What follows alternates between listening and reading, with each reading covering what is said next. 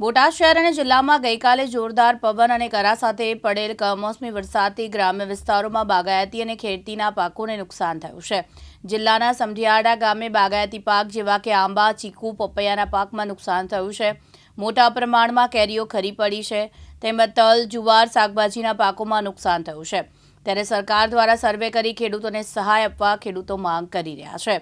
હવામાન વિભાગની આગાહી મુજબ બોટાદ શહેર અને જિલ્લા ગ્રામ્ય વિસ્તારોમાં ગઈકાલે કડાકા ભડાકા અને જોરદાર પવન સાથે કરાનો વરસાદ પડ્યો, જેના કારણે ગ્રામ્ય વિસ્તારોમાં અનેક વીજ પોલ વૃક્ષો ધરાશય થયા, અનેક પતરા ઉડ્યા, ખેતીના પાકમાં પણ નુકસાન સામે આવ્યું। બોટાદ જિલ્લાના સમઢિયાળા ગામે ગઈકાલે જોરદાર પવન અને કરા સાથે પડેલ કમોસમી વરસાદથી બાગાયતી પાકમાં વ્યાપક નુકસાન થયું છે।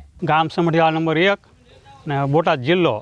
કાલે કમોસમી વરસાદ થયો છે, તેના વિશે શું કહેશો? કેવું નુકસાન શું કહેશો? વરસાદ ખૂબ હતો, સાથે કરા હતા, મારે 40 મણ તલ થાય એવા હતા, બધા આડા પાડી દીધા, એ તલ કંઈ થાય એવા છે નહીં।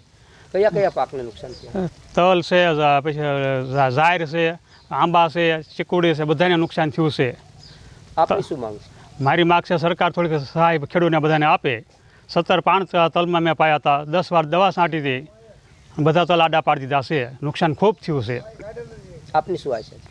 ખેડૂત સહાય ખેડૂતને સહાય આપે સરકાર, એ સહાય છે અમારી ઈચ્છા છે। પ્રથમ વાત તો એ કે કાલે અચાનક જે વાવાઝોડું આવ્યું, આંધીએ એક વિકરાળ સ્વરૂપ ધારણ કર્યું, કરા સાથે વરસાદ પડ્યો, એના લીધે બાગાયતની અંદર પપૈયા, ચીકુ અને કેરી ખાસ કરીને એટલે કે આંબા, અને ધનધાન્યની અંદર જોઈએ તો તલ, બાજરી અને શાકભાજીની અંદર રીંગણ, આ બધા પાકોને નુકસાન થયું છે। ખરેખર બોટાદ જિલ્લાના ખેડૂતો, પ્રગતિશીલ ખેડૂતો જ્યારે ઉનાળાની અંદર પરસેવો પાડી અને મહેનત કરતા હોય, મારે બોટાદ જિલ્લાની અંદર વધારેમાં વધારે આંબા છે, મોટામાં મોટો બગીચો છે, ત્યારે બોટાદની જનતાને પણ એમ હોય કે બોટાદની કેરી ખાઈએ, સારી કેરી ખાઈએ, ક્વોલિટીવાળી કેરી ખાઈએ, ઓર્ગેનિક કેરી ખાઈએ। આવો જ્યારે બધા જ્યારે રાહ જોઈને બેઠા હોય, ત્યારે અચાનક જે વાવાઝોડું આવ્યું એના લીધે આંબાની જે કેરીઓ હોય, જેનો સ્વાદ લેવાનો હોય, એ સ્વાદ ચાખી શકાય એવી સ્થિતિ રહી નથી, કારણ કે બધી કેરીઓ ખરી ગઈ છે।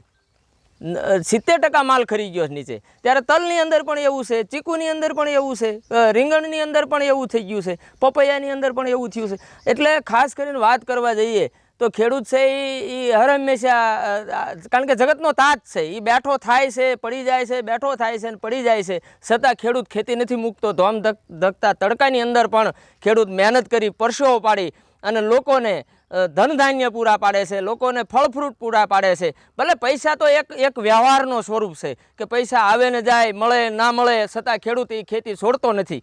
ત્યારે સરકારને એક નમ્ર વિનંતી છે કે આવા ખેડૂતો હોય એને મારે જરૂર નથી, મને કાંઈ ન આપે ચાલશે, મારો તો આ શોખનો વિષય છે, પરંતુ જે ખેડૂતોને નુકસાન થયું છે, તલ, બાજરી, રીંગણની અંદર જે ખેડૂતોને નુકસાન થયું છે, જે ખેતી ઉપર પપૈયા કરે છે, નિર્ભર છે, એ લોકોને પણ યોગ્ય વળતર મળે એવી મારી માંગ છે। બોતાભાઈ શેખલિયા, દિવ્યાંગ ન્યૂઝ, બોટાદ।